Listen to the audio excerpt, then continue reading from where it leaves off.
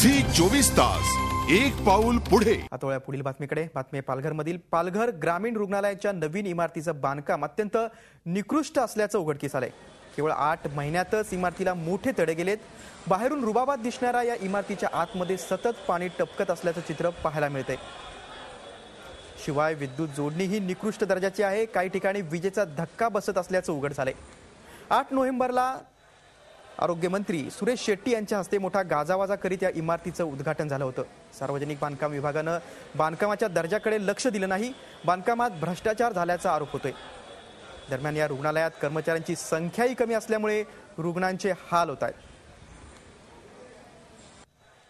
बहुत बारिश आता है तब सब जगह से पानी आ जाता है अंदर।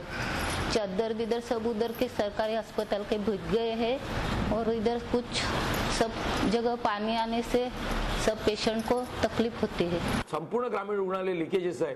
तिकडे इलेक्ट्रिक शॉक येईल ह्या शॉकसाठी म्हणून बोर्ड लिहिलेले डॉक्टरांनी, पेशंट शिपायांनी, नर्सेसने की इकडे हात लावू नये का तर त्याचं करंट येईल आणि त्या करंटने उद्या पेशंट दगावू शकतो किंवा पेशंटला इजा होऊ शकते।